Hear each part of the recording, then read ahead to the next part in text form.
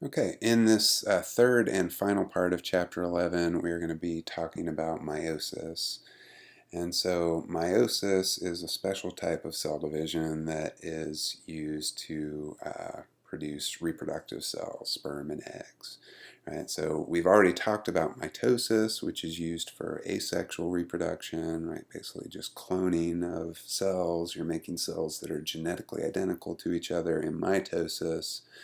Um, and as I mentioned, usually mitosis is used for reproduction in single-celled organisms, although there are some examples of multicellular organisms, like aspen trees, for example, can reproduce asexually, basically just send off underground shoots from their roots, and then those can sprout up into new trees that are genetically identical to the original tree that was the source of the shoots.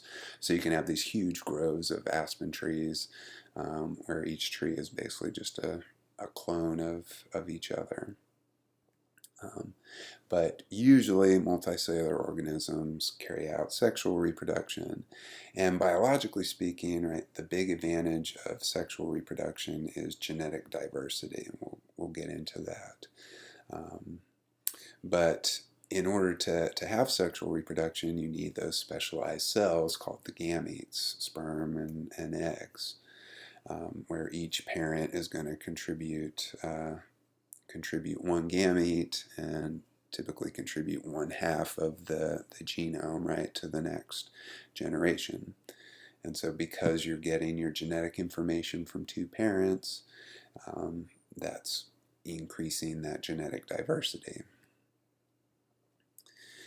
And while we're talking about these reproductive cells, I should point out most of the cells in our bodies are not gametes, right? Most of them are what are called somatic cells, so non-reproductive cells.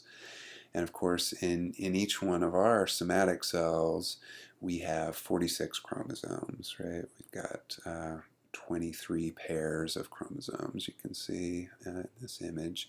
And our chromosomes just get numbered 1 through 22, and then the sex chromosomes, you've got a pair of those.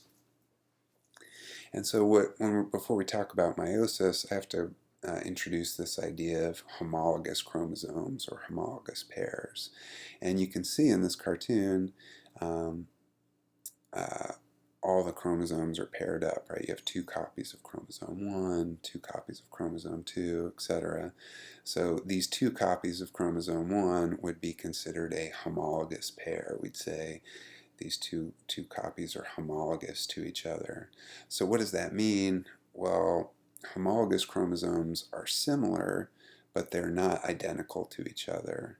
So, imagine, these are your chromosomes. You got one copy of chromosome 1 from your mom, right? And one copy from your dad. So you can see both copies are about the same size.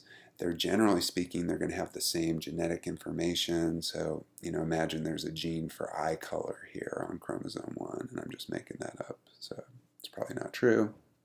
Um, if there's a gene right here for eye color on the copy you got from mom, there's also going to be a gene right there on the copy you got from dad. But they don't have to be identical, right? Maybe you got, gene coding for, brown eyes from mom and blue eyes from dad, right? So not identical, but overall they're going to be, those homologous chromosomes will be very similar to each other.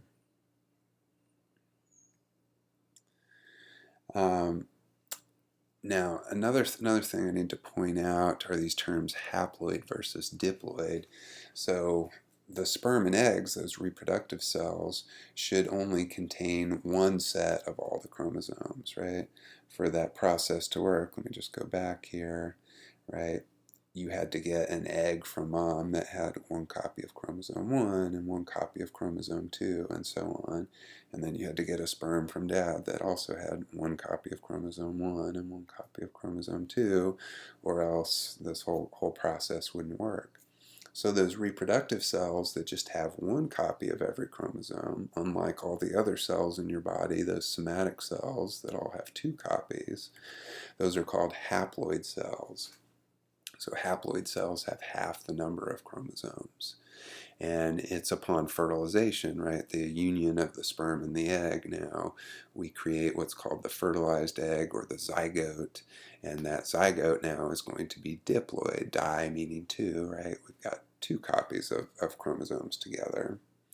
And you'll see here they're referring to these numbers as like n and 2n, and that's really just getting at the fact that different organisms may have different numbers of chromosomes. So in humans, the haploid number, or n, is going to be 23, right? Because you would have 23 chromosomes in each sperm and egg, whereas the diploid number then is going to be 46, right? Which is what you're seeing here. But again, that can differ from one organism to another. And so I don't want to spend a whole lot of time talking about life cycles. If you're a biology major and you're going to take Principles of Biology 2, you'll get into this a little deeper there. Principles of Biology 2 is basically botany and zoology. But I do want to point out this diplontic life cycle, which is basically our human life cycle, just with regards to haploid and diploid. But essentially all life cycles, all organisms, at least sexually reproducing organisms, have a haploid portion of their life cycle and a diploid portion. And so our life cycle, the majority of it is in this diploid stage, right, which starts at fertilization. So you have your haploid sperm, haploid egg, one copy of each chromosome. We bring those together at fertilization, and now we have two copies of every chromosome in that fertilized egg, in that zygote. So we go from haploid to diploid here, and now that diploid zygote is going to start dividing by mitosis, right, which we already talked about, and we're going to go from one zygote to trillions of cells in this mature organism, but they're all going to be basically clones of that original zygote, right? So they're all going to have two copies. And then at some point, once you reach maturity, some small subset of these cells in this diploid organism are going to start carrying out this process of meiosis to produce new sperm or eggs, right? And then we're basically back to that haploid portion of the life cycle.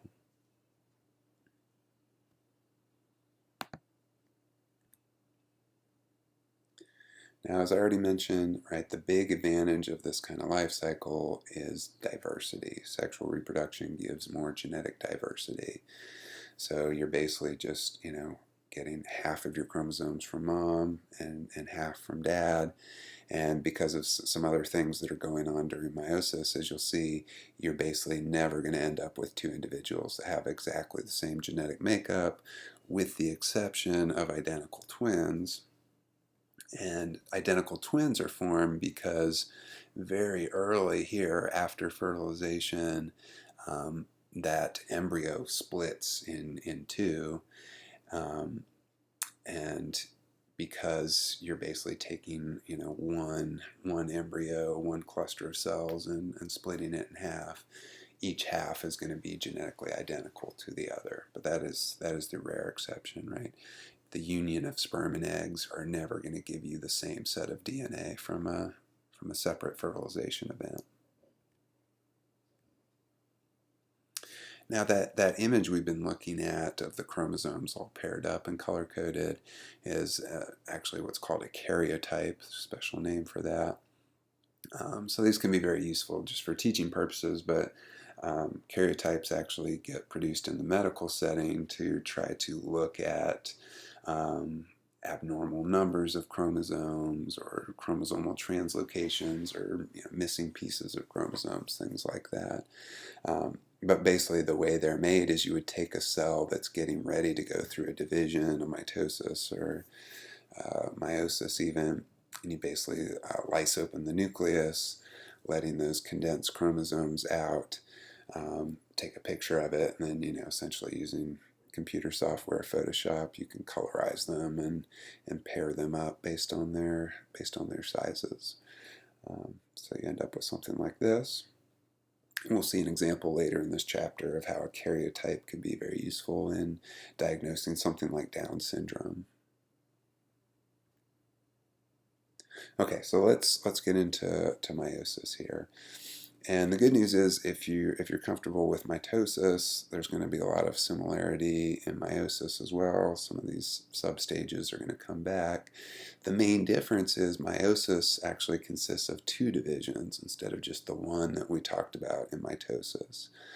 And so there's really 3 main functions of meiosis here. So one is we want to cut the chromosome number in half, right? We want to go from a diploid cell, that was our starting point, to a haploid sperm or egg that just has 1 set of chromosomes.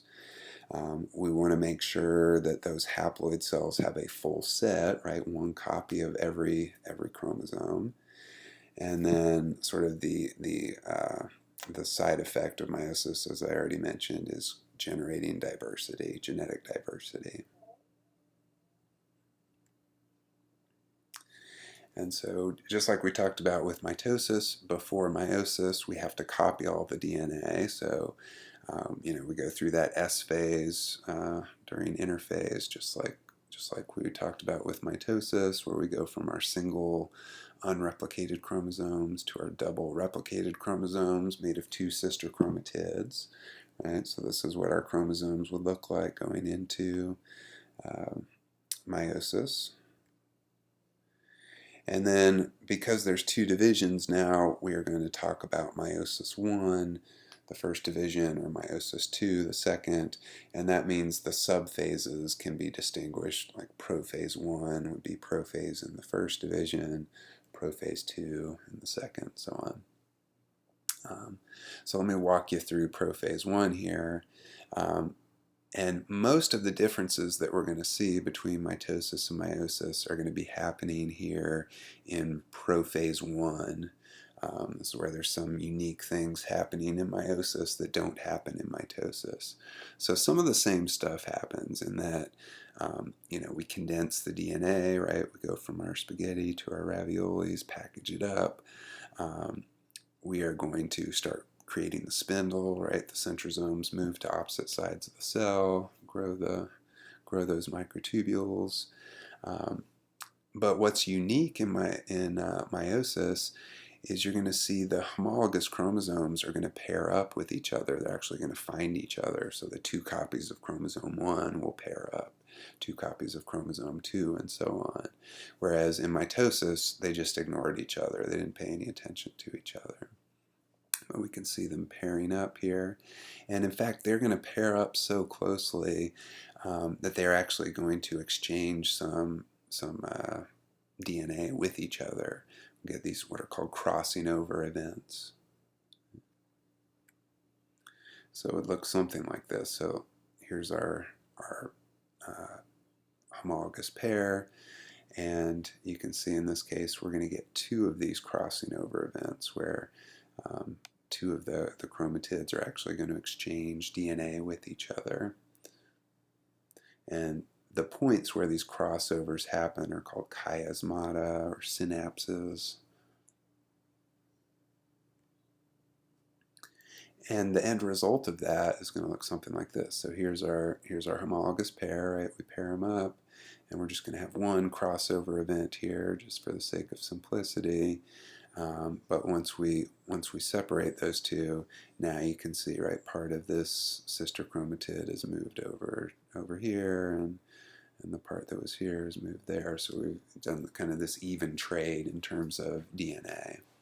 Okay, and this could happen multiple times along the lengths of these 2 chromosomes, essentially just at random. It might happen once, might happen 5 times along the length of a chromosome, just essentially at random. So now, these 2 chromatids that swap DNA, we call those recombinant chromatids, just meaning they now contain DNA from 2 different sources. Okay, and essentially you can just think of these crossovers are kind of further shuffling that genetic deck, right? These events are going to increase genetic diversity even further. Okay, so there's quite a bit going on here in prophase one, right? Especially with all this crossing over. And so you might think, well, it looks like that could take a while, and it certainly can. In humans, in males, that prophase one lasts about a week. Um, Interestingly, in women, prophase one actually begins before birth. So while you're still in utero, and then your cells basically freeze in prophase one, and then decades later, right, once you've reached reproductive maturity and you start your monthly cycle, basically every month you have one of those cells completes prophase and the rest of meiosis to produce an egg. And this is thought to be one of the reasons you get higher rates of some of these genetic abnormalities like Down syndrome in older women, simply because those cells have been frozen in prophase one for even longer, and they seem to have a little bit more trouble jump starting the whole process and completing it correctly, as we'll talk about, get some mistakes.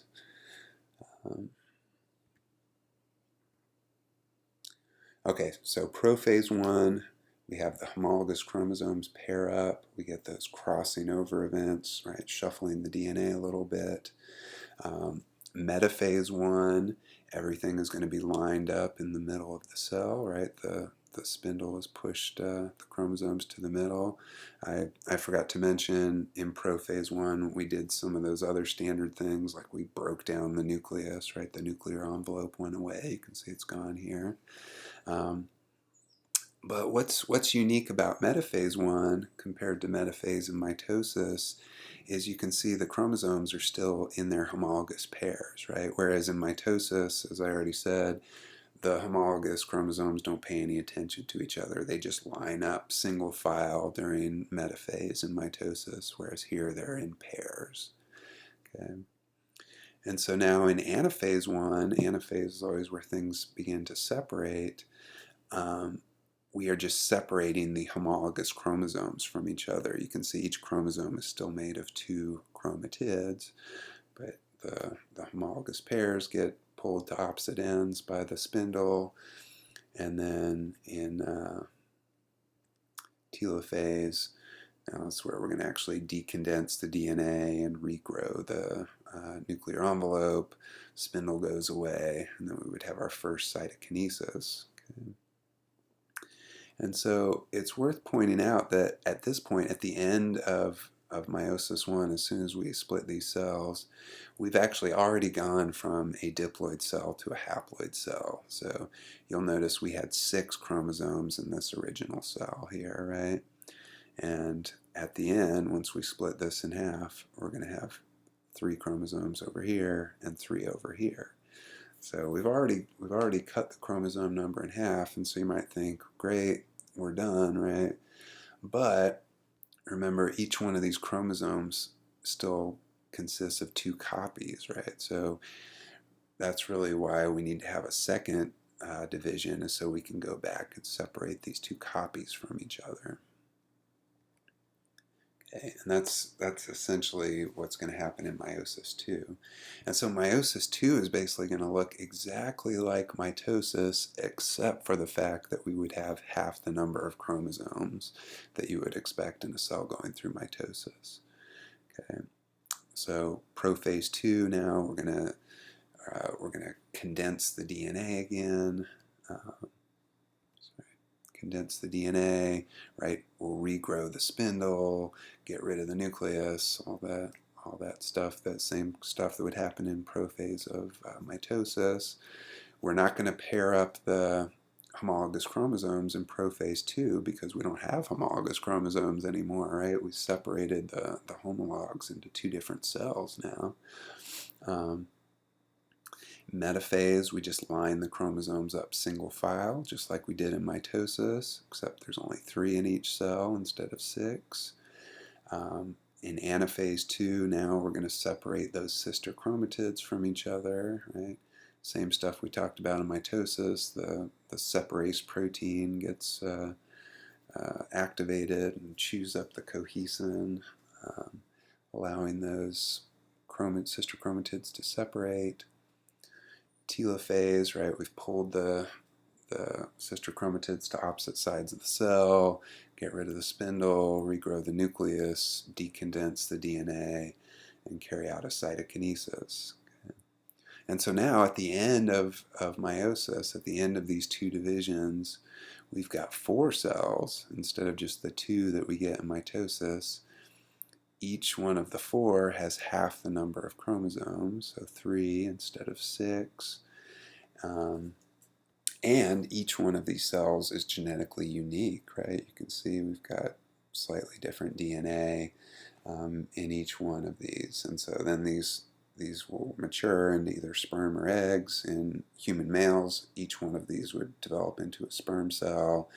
In human females, actually 3 of the 4 will get deactivated and basically degraded, and just 1 will become the egg every month. And so I'm not going to go through all this, but just to give you a nice slide comparing mitosis and meiosis and some of those differences, right? So spend a few minutes and go back and take a look at this. Just want you to be comfortable with those differences between these 2 division processes. But keep in mind, right, the goals are very different. Mitosis, we want to produce 2 daughter cells that are genetically identical to the original parent cell, whereas in meiosis we are going to produce 4 daughter cells, all of which are genetically distinct and only have half the number of chromosomes as the parent cell. Okay, and again, just emphasizing those differences. Almost all the key differences happen during that prophase 1 of meiosis, right? The pairing and the crossing over.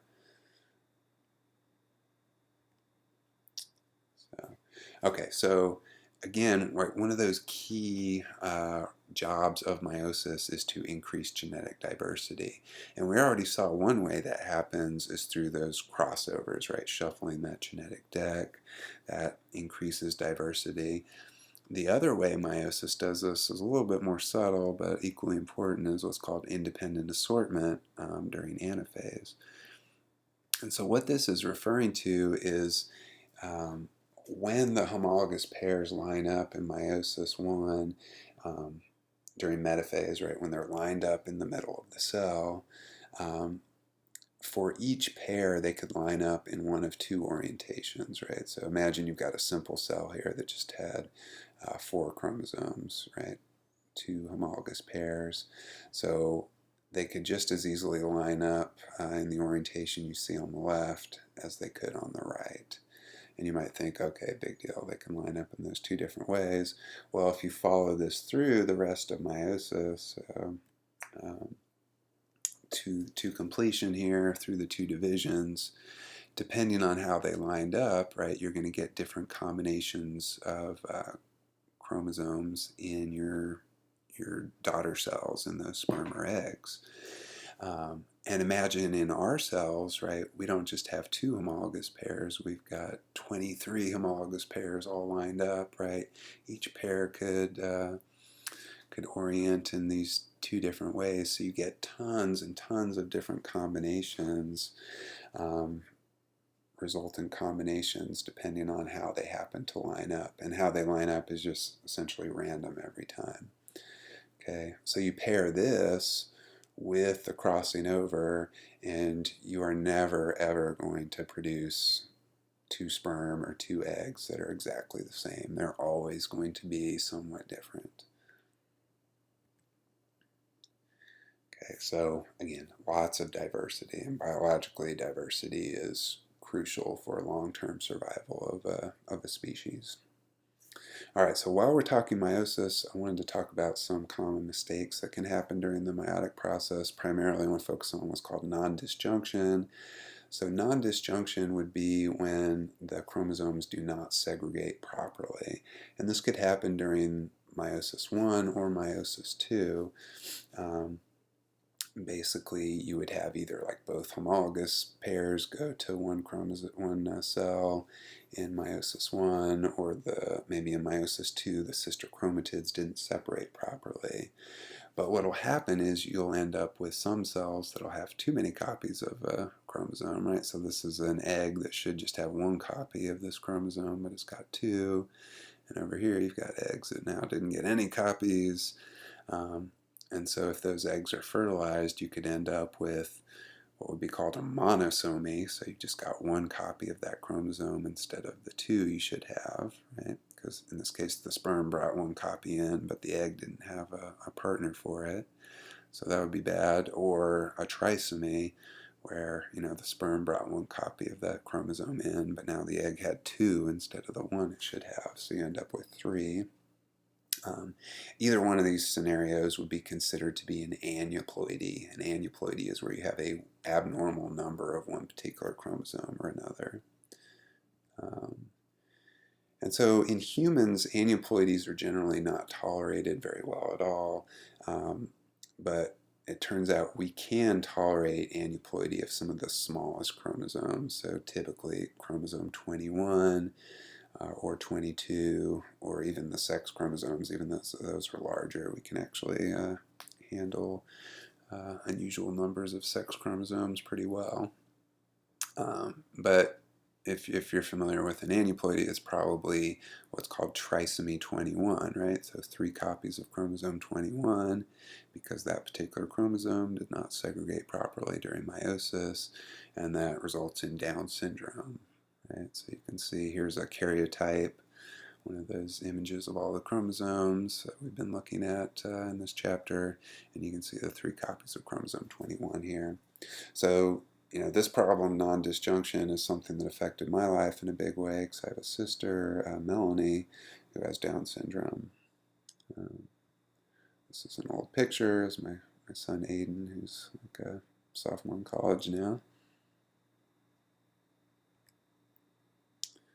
But yeah, trisomies, monosomies are actually fairly common, but most of these are just going to result in miscarriages. So for example, if you had a trisomy or a monosomy of like chromosome 1, which we go back, right, is a big chromosome,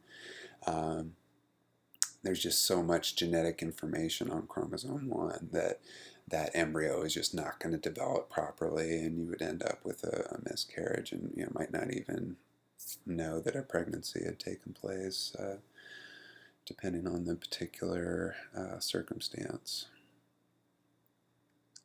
So typically, just chromosome 21, 22 are sex chromosomes. But again, that's aneuploidy. And just to end here, I did want to point out one other phenomenon, which is what's called polyploidy.